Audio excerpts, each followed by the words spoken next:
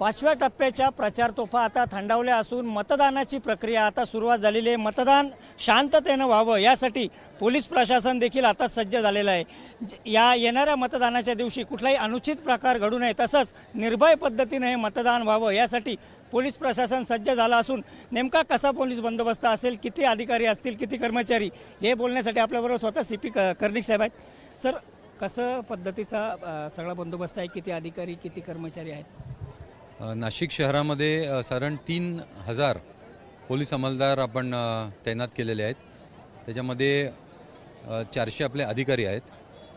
त्याच्यामध्ये नाशिक पोलीसचा बंदोबस्त आहे, त्यामध्ये जे बाहेर जिल्ह्यातून आपल्याला बाहेरून मनुष्यबळ दिलेलं आहे ते आहे आणि 1000 होमगार्ड्स आपल्याला मध्य प्रदेशचे आलेले आहेत। त्याचबरोबर 5 सेंट्रल पॅरामिलिटरी फोर्सेसच्या कंपन्या या नाशिक शहरामध्ये बंदोबस्तासाठी आलेल्या आहेत। तर त्याचं सगळ्यांचं बंदोबस्ताचं आणि डिप्लॉयमेंटचं नियोजन आम्ही 3 प्रकारे केलेलं आहे। म्हणजे प्री पोलिंगच्या जे 2-3 दिवस आधीचे जे इश्यूज आहेत ते पोलिंग डेच्या दिवशी आणि पोलिंग डेच्या दुसऱ्या दिवशी, म्हणजे ज्या दिवशी मतपेट्या जमा होत असतात, तर असे 3 नियोजन याच्यामध्ये केलेलं आहे। याच्यामध्ये नाकाबंदीज आहेत, पेट्रोलिंग एरिया डॉमिनेशन आहेत, त्याचबरोबर बूथवरचे जे बंदोबस्त आहेत, पोलिंग स्टेशन्स आणि पोलिंग स्टेशन लोकेशन्स असे बंदोबस्त आहेत।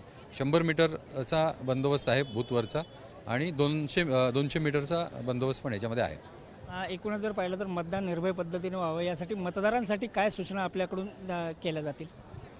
मतदारांसाठी आमच्या ह्या सूचना आहेत की आम्ही नाशिक पोलीस पूर्णपणे भयमुक्त वातावरणात आणि फ्री अँड फेअर पोल्स ज्याला आपण म्हणतो त्या प्रकारे पोलिंग व्हावं, मतदान व्हावं यासाठी आपण प्रयत्नशील आहे।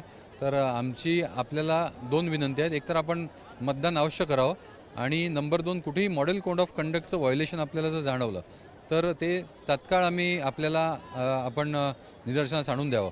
एकतर सी विजिल ॲपवरून आपण निदर्शनास आणू देऊ शकता किंवा आपण 112ला जरी कॉल केलात तरी 5 ते 7 मिनिटात आमची टीम त्या ठिकाणी पोहोचून कारवाई करेल।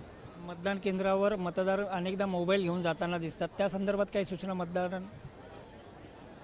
इलेक्शन कमिशन ऑफ इंडियाच्या ज्या सूचना आहेत त्या सूचनेप्रमाणे 100 मीटरवर आपल्याला मोबाईल आपला ठेवायचा आहे। तर त्या ठिकाणी आपली जी जिल्हा इलेक्शन अधिकारी आहे, डिस्ट्रिक्ट इलेक्शन ऑफिसर, तर त्यांनी आपला मोबाईल त्या ठिकाणी देऊन तो आपल्याला टोकन देऊन आपण परत येताना तो मोबाईल आपण परत घेऊन जाऊ शकता, अशा प्रकारची व्यवस्था तर त्या ठिकाणी करण्यात आलेली आहे।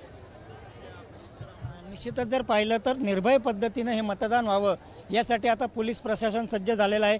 राज्याबरोबरच इतर राज्यातील सुद्धा पोलीस कर्मचारी असतील, होमगार्ड असतील, हे आता नाशिकमध्ये दाखल झालेले आहेत आणि जवळपास 3000हून अधिक पोलिसांची कुमक ही सगळी या मतदान प्रक्रियेसाठी या ठिकाणी आलेली आहे।